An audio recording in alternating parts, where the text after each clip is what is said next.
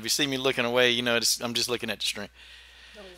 All right. LDWMMAC. That's right. This is your boy, Coach Shelton Harrison. You are live, live, live on the Coach Shelton Harrison Combat Sports Show Live. I got none other than, every time I say this name, I get a little choked up. The Colombian Queen, Sabina Mazo, is on the live stream now. Sabina, what's the date? Oh, Good Sunday. Good Sunday. I'm I, so happy to be here again. I was telling you, I'm always excited because I know the fight is coming soon, or I just finished a fight. So it really gives me like happiness to be here with you in the interview. I'm thankful to be here with you in the interview, and out of all the people I interview, you're one of the most favorite people that I interview because we just connect. The chemistry we just let it flow. And Totally. yeah, I enjoy it. I really do. That's the way it's supposed to be, a good interview, just like talking and sharing some thoughts rather than just like questions and that's it. Nah, yeah, we got to talk and share some thoughts. We shared a few things. And telling you about what's going on here. You telling me what's going on there. Sabina, you're going into first you signed. You signed with the UFC. You know what was the conversation like between you and Master Rafael Cordero when you signed? When you guys were discussing this, because I know you had to discuss it. Yeah, I mean, we said let's do it. It was time to do it a long time ago. We were thinking about it, and as soon as the opportunity came, we were like, when are we fighting? Let's do it. I mean, it's time already. It, I see like this sounds really like creepy or whatever. It can sound emotional or whatever, but I always see like these signals, from God, from the universe, however you want to call it. Um, but God always showed me like the path. He always shows me like how to go and where to go. And yeah, and same thing with this contract, same thing with this fight. And yeah, we agree with it. We think it's the best option. We think the fight we're gonna have is gonna be great for me, for my career, and for her career as well. So yeah, I'm really excited, and Master was really excited to finally step in the UFC cage. Now, there's a gentleman in the live stream now. His name is the legendary George Page. He says, "Congratulations on your contract." I mean, so what was that like? When you just when you were there, you were signing the contract. What was that like? What kind of feelings did you get? Well, thank you very much for the message there. Um, to be honest, I feel like more than happy for the contract. I'm happy to show the work like in every fight. Of course, I was excited to sign, but for me, it's not just like going to the UFC. For me, it's staying in the UFC and climbing to the top. So, yeah, I was happy, but more than that, I was just like super motivated to like give it all in my fight. Man, Sabina, I wish there can be a documentary on you. I thought about this like on our last interview. I wish it can be a documentary, like literally, how you came from Colombia. You come to the U.S. You didn't know a whole lot of people. And then you linked up with Master Rafael Cordero, and then you started your venture. You started your career. Then you went into the LFA. You started just showing out in the LFA, and now we're here at this point right here. Like we're right here talking again about your UFC career. I wish there can be a documentary about you. I mean, have you ever? But Have we you? still have long history to make. One day it will be cool to do it, but let's make more history, and after that, I think it will be a good idea. Okay, one of these days I want to do an all access, boy. I hope I can get in position to do an all access Sabina Mazo countdown to the fight, like a special one. Man, it'd be great. It will be great. Yeah. I agree with you. So okay, so now that you're signed, you're in the UFC, and you're gonna be fighting in the flyweight division. Got a lot of people in that division. That's a. Hey, what do you think about this whole flyweight division now? I mean, it's it's populated with fighters. Yeah, it's a really new division. I think it's great for us, the fighters, because the girls are moving around, like trying to decide where is their right division or not. And now that this open, like it gives the opportunity for more fighters to join. So it gives more opportunities to fight. So I think it's great. I think it's amazing division. I think it has a lot of future and great fights for the public. Okay, it's gonna be a lot of great fights for the public, and you're gonna be in a lot of great fights for the public. I mean, you're gonna be right there. So now, okay, so you're fighting 8-3, Maryna Muroz. Okay, this question is it's twofold. What do you know about Maryna Muroz? She's a great opponent. I know she has great striking, great jiu-jitsu. She's a tough fighter. And I know that it's gonna be a war, and that's what I wanted. I don't want easy fights in UFC. They have great, great opponents, and I think she's great for me to show my game, and try to put my game into her. So yeah, I know she's good, and I hope she puts a war in there. Wow.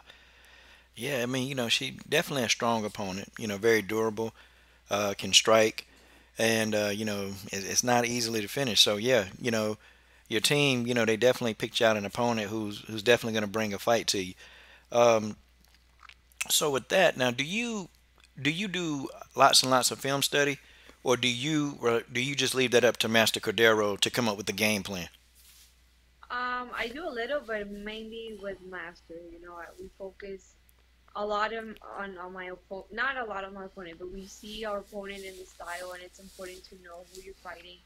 But we focus more on my game, on how to put my game in another level and in a higher level and try to put my game on, rather than, oh, okay, let's adapt to certain game. No, like I'm the one there that is going to dominate. It's of course you have to know who you're fighting, and that's the idea. It's a game. We have to analyze in that moment and kind of understand what Master tells me about her and everything. But we focus more on my work. Wow. And people are very excited. They're talking to you live. They're pretty much, hey, this Saturday. Everybody knows it's this Saturday, March the 30th, 2019 on ESPN Plus, guys. Listen, this fight's going down. It's the debut of Sabina Mazo, the Colombian queen. Okay, speaking of your trainer, your coach, and your mentor, sorry, the fanboys are So all over the place. Master Rafael Cordero, okay? Could you explain to everybody that's listening, you know, what this man, what he's done in the sport of MMA?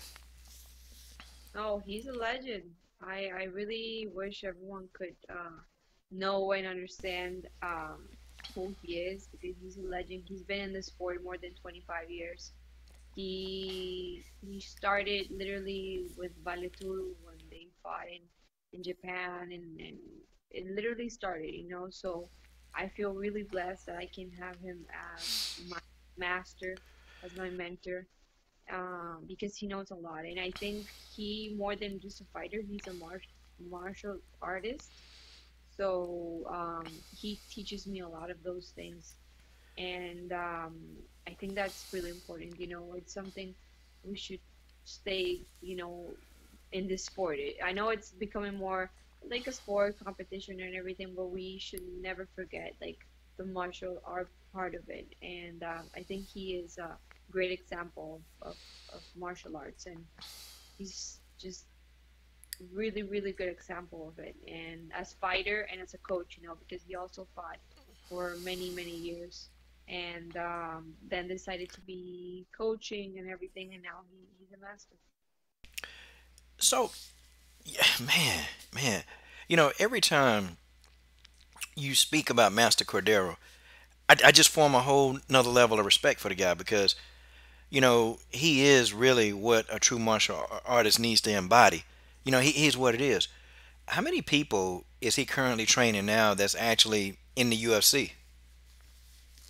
Um, I think five fighters. Wow, No, more. No, more. I'm wrong. Sorry. Because at the gym, like right now, like around six fighters, but he has more people in Brazil. So it's a lot, because he is master of professors that have students in the UFC, so it's hard to say how many fighters he has because I feel like it's a legacy, he made a legacy in the fighting world, and maybe he doesn't go with them in the corner, but still he is the one who taught their professors or teach even the fighters that go there. So man. Listen, look, Master Rafael Cordero. You got to see his handiwork, okay? Like, how many champions do you guys have in that gym right now? well, I don't know, a lot of champions, it depends on what you're trying to look for. If LFA, for example, we have um the other guy that won with me the belt. Well, Verdun is in the gym, he was champion in UFC. Um, but there's many, Kelvin Gastelum. Gaston, There's many, yeah. many champions, and even fighters that are climbing over there, and I know they are becoming the next champion. Dang. Okay, so quick question from the stream, and thank you, stream, for these great questions that you're asking the Colombian Queen. These are good questions now. Last time, some of y'all, I don't know what y'all was doing, man, but okay, Tay Tay Brown, she asked you. She said, "Hey, did Rafael Cordero train Chris Cyborg and Marion Renault in the art of Muay Thai?" Did Master train Chris Cyber like before? That was a question. Yeah, did Master Cordero train Chris Cyborg and Marion Renault in Muay Thai? I know he did train Chris Cyber when she started for a long time when they were in the Chuta box, and yeah, and I remember a couple years ago she went to the gym and everything, but she doesn't train at Kings anymore. They know each other, good relationship, but she doesn't train with Master Rafael right now. Oh, okay, okay. Yeah, well, Mhm. see, okay, Tay Tay Brown, good. I mean, some Master Rafael Cordero history. I like that. Yeah. I like that. Now, don't get it wrong now, because you're gonna insult the man. Can't insult him. Um, okay, so your opponent, she's lost her last two bouts, by a pretty wide margin. A unanimous decision. Um, what do you think now? Do you think that she's even more dangerous? Because she's lost twice. I feel everyone evolves, and everyone eventually gets better and everything. But like I told you before, I don't focus on the process of them. I focus in my process, I Hmm. don't know if she's training 8 times a day or one, or she's not training, or that's not my business, I focus on myself and I focus on being better fighter, being better martial artist, and doing a better performance every time when I fight. So I don't really focus on her. I focus on my job. Wow. So for this camp, who's your main sparring partner? Like, who's the one that's really getting in there and just making you work? Hmm. A lot of people. A Ah, lot of people, man. For this camp, my corner Arthur, he always goes to my fights. He's been working with me a lot, a lot. He's been putting in so much work, and man, you really, I don't have words to appreciate how much work they all the guys in the gym put, because it's morning, night, evening, whenever I need. They're literally 24/7 over there for me. So Arthur has been helping me a lot. He has a couple fights. He's a really good fighter. His name is Arthur Strasulas, Brazilian guy. Check his fights. It's savage guy. Also, Guilherme, he Brazilian too. Trained with masters since he was like a baby, literally, and he's been helping me a lot. He moved here to US, so he's helping me a lot also for this camp. And all the guys, like I will stay here all day long, like saying names because it's a team, you know, it's a teamwork. It's not only me going in the cage. It's literally everyone that goes to the gym and pushes me or kicks my ass. And I'm sorry to say it that way, but it's the people that go there to the gym and they literally try to kill me because I rather die in the gym than die in the cage. So that's how we do it in Kings of MMA. We like to of course, be intelligent and everything, but try to go as hard and real possible in the gym. So in the fight, it's gonna be relatively easy, you know, because the training was so hard that the fight is fun, you know, and that's the idea. I have fun in the fight. I love fighting, and I go there and just like express and do everything I did for months. Wow. And definitely speaking of everything that you've been doing, your technique and your skill set. I've been watching you since the first fight, and I've seen I've seen you actually you're beginning to evolve at age 21. Because I remember the first time I interviewed, I think you were like you just turned 20. You were 19. You just turned Hmm. 20, and I remember you were fighting an opponent named Rena Cordova, and it still looked good. It looked good. It just I was like, man, she's gonna get It's polished. different level, man. And that's the idea, you know. I want to evolve every time. That's why I like fighting so much. I can show how much I evolve from one fight to another. Because I train every time, and I don't train for a fight. I train because I want to be better. You know, I don't, oh, I'm gonna start training because I have a fight coming up. I don't like to do that, you know. I feel the fight is to show how much I have improved and try to dominate every opponent in different styles. But I feel like I train more because I want to be better rather than just prove um, that I'm better than that person. I want to prove to myself that I'm better than my old version. Yeah, I listen. Your boxing, your striking, that stuff has gotten leaps and bounds. It's almost like you just metamorphed into a whole nother fighter. Like 2 fights ago, because it's really tough. And I actually wanted you to explain how hard it is to knock out people. To put them away. And I saw you rely on you pull some more tools out of the tool bag. Your jab. I thought it was much more refined. I see you working behind it more. Even when you're putting people into the clinch, you're controlling. You're definitely controlling them a little bit more in the clinch. And I'm like, wow. So right before our eyes, Sabina Mazo, it's becoming the fighter that she's destined to be. But could you speak on like how hard it is to really KO an opponent inside of the octagon? If You it's know, it's so hard and at the same time so easy, but I'm gonna explain why. Because it takes one punch.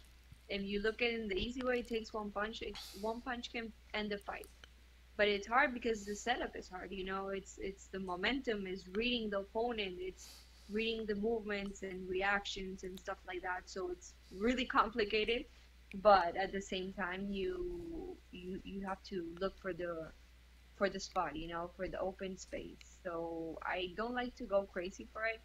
Um, and of course, I want to end the fight. However it goes, if I can end it in jiu-jitsu, I will end it with it, or with a knockout or whatever. But first is trying to read. You know, try to understand the fight. mm. And guys, she said jujitsu. Don't think because this woman has head kicked people. Don't think because her stand up is very good. Don't think she can't roll. This girl can roll. Okay, this girl can roll. She's good everywhere. So if you look in Team Muroz, don't think that you're gonna try to get this fight to the ground and Sabina not prepared No, because she's no, no. prepared. Let her try to go to the ground. Okay. Don't Yeah. be. Okay. Well, guys, I'm not gonna keep it too much longer. So now we're gonna ask questions. Okay.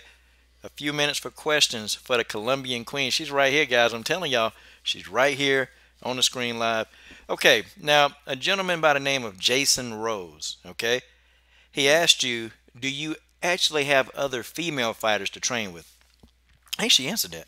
Hmm. Jason, sometimes I do. I have a girl that she is wrestler girl, really good. She's doing actually her pro MMA debut soon. Not sure what show. Her name is Lara. Really, really good, Lara. Um, but in the gym, like at King's MMA, like regularly, not that much. There's more guys at the gym. But I think I told this before here. I don't look at the gender like when I'm training. I don't see like, oh, you're a girl or a guy. No, I would try to go hard with whatever they put me in front. Okay. See, that's Sabina, guys. She tried to go hard with whoever they put in front. Now this is a great question, and guys, I can give her two more questions because I gotta see, Sabina's trivia knowledge. I gotta see. See, Sabina always have a surprise whenever we interview, and we're gonna do a trivia in a short time. Now that's not to put you on the spot. Now, no, no, no, no, no, no, no, no. We're not gonna do that. But we gonna see what you know. All Okay, right. all right. Two questions. Okay, one, how popular is MMA in Colombia? Okay, quick. That's a quick one. Okay, How far was how it? how popular is MMA in Oh, Colombia? how popular. Okay, it's growing. It's growing a lot. We have more like a history with boxing, but MMA is growing, and you can see more and more fighters, more gyms and people that are interested, people that at least know what is MMA now. So definitely it's growing. Okay, quick question. See, all right, same gentleman. Okay, last two questions. Okay, all right. So first question, Jason Rose again. He says, does Sabina have to cut a lot of weight for fights? Oh, interesting. I do cut weight. I usually cut around, I mean, it's not a lot because there's fighters that cut 20 pounds or something. I try to do it the healthiest way possible. I work with nutritionists for months, for years. I'm always trying to eat good. And but yeah, I cut around 8 pounds or something like that. It's not that hard in the body, but still, I recommend people doing it with a specialist because maybe it is not harming you in the moment, but in the future you don't want to, have all these consequences in your health. And believe me, like I will suffer the consequences or something, but I really recommend people doing it with nutritionists and people that really know. Okay, now Jason. Now she gave you look. She went into depth, man. I think you need to pay Sabina right now. Okay. Matter of Right? fact, yeah, you need to pay Sabina right now, Jason Rose. uh, Last question. Then with Sabina, we're gonna get into the last question, and then it's trivia time. What is your favorite style to match up against? Okay, now look, that's two questions, man. Come on. What's her favorite style to match up against, and what's her favorite tool to victory? um, like I said before, any style, I really like that they're aggressive because that puts me my game. I like when they try to put their game. It doesn't matter if it's wrestling, it doesn't matter if it's striking. I really like any style, jiu-jitsu. I really love elbows. I like elbows. My last fight, I could cut her the last 10 seconds of the fight. I don't know why I didn't use it before. But I love elbows. I love knees, kicks, of course. But I really like the setup, like punches and elbows. That's that Muay Thai background coming back in. Yeah. That's yeah, yeah. You should have known she was gonna say elbows. Okay, Sabina. Now it's time to relax a little bit. We finna have some fun. We gonna do some trivia. We gonna Oh see my, if Sabina Mazo is let's ready. see. Now, I'm not gonna try to trick you. I'm not gonna try to give you questions that you can't answer. Yeah. But we're Go gonna ahead. see. All right, are you ready? Yeah. Okay, Sabina Mazo. Since you are the newest addition to the flyweight division in the UFC, let's do a little flyweight trivia. My memory is really bad. Okay, let's see. Did you see the reaction on her face? That was priceless. I'm gonna record that over and over. Yeah, please. Okay, all right. Who was the first UFC flyweight champ? Valentina Shevchenko. No. Oh, no, no, no, no. Wait, wait. Montana, Montana, Montana. No, Sabina. no. Yes, but it was because she didn't fight. She got in the contender. That's right. Montana, Montana. It was Nico Montano. Yeah, yeah, yeah. Good job. Good recovery though. Good comeback. Yeah. That was fast. That was fast. Okay. Who actually fought for the flyweight belt twice within a 2 month period? Was it 2 months? Well, it has to be Montana because but she didn't fight because she didn't make weight. or she was sick or something. I t- But no, I don't know that one. Who was it? tell you what, I'm gonna give you a hint. Uh-huh. Starts with a R, last name M. Montana. All right. I'm gonna tell you. Who Roxanne is it? Modafferi. Oh, really? She fought twice. Yeah, she fought twice. Cause What happened? Sarge Eubanks got sick, so she fought for the belt. She fought for the belt. Sarge Eubanks got sick, and then she had to step in there again and fight again. Oh Oh. crap! Wait a minute. Is that right information? Man, I thought I did my research here. I Okay. remember about once, but I didn't saw the second one. But okay, Okay. interesting. Maybe I'm wrong, guys. I'm wrong. God dog it, I'm wrong. Okay, Sabina, you got one on me. Good job. Okay. Okay, it's fair. It's fair. Don't worry. Hey. Okay. Last couple. Who has the longest UFC win streak for the flyweights? In women or men or Women. Yeah, because oh, we got to do the women because I was gonna say Mighty Mouse, but nah, for women, the longest one. the longest win Well, streak for the women flyweight. um, it's not the girl that is fighting against Valentina. What's her name? Jessica I. Jessica. You're absolutely right. Yeah. It's Jessica I. She's got the longest flyweight win streak. Sabina, you good at this, and I thought you said your memory was bad. And my Okay. memory with names, I'm just terrible. Oh Lord. Okay. Okay. Well, we all remember your name, so that's a good thing. All right. Name one flyweight who was a bantamweight. The girl Ashley, I forgot her last name. She's from California. She fought 2 weekends ago against Andrea Lee. She was bantamweight, and her name is Ashley. I don't know, girl with tattoos. Ashley Evans Smith. Yeah, you're right. You're Yeah, right. Yep, Ashley Evans Smith. And also Jessica I. And you also could have said Alexis Davis. So good yeah. job, Sabina. Okay, if you don't get this one right, I don't know. I'm not gonna speak to you ever again. Oh Uh, my, can I cheat then? yeah, you can cheat. You can cheat. Where's Master Rafael Cordero from? Oh, from Curitiba, Brazil. That Yes. one I can't miss. Don't talk to me if I don't know that. And the last question, and I think you might get this one right. How long did it take Sabina Mazo to have her fastest finish The fastest finish? of Sabina, the Colombian Queen Mazo's career? Like knockout, you mean, or like Yeah, decision? yeah. Knockout. How long did it take Sabina? How long did it take you to get your fastest knockout? Um, it was in the first round, 5 minutes. Like I think it was 15 seconds to end the round. So five, so 4:45. Oh man, no, God Something like Almighty. that. I don't know. Oh no, Sabina, no, No, I don't even no. know much about me. See, 4 minutes and 26 seconds, Sabina. You there you got that go. head kick knockout heard There, around the world. there. Man, I loved it. It was a great fight. Almost, almost though. Well, Sabina, I told you I wouldn't keep you too long. I know you got stuff to do. You're a busy young lady. You got a big fight coming up. Guys, March 30th, 2019, ESPN Plus. Get the app. It's only $5. Get the app. Okay? Watch this fight. Okay? Sabina Mazo takes on Maryna Muroz. Okay, and it's gonna be Sabina's debut fight Yes. in the UFC. Sabina, you wanna big up anybody? You wanna talk about? You wanna shout some people out on your team? Well, don't miss the fight. It's gonna be great. I've been working really hard for this fight. Thank you, really, thank you for the interview. It's always great.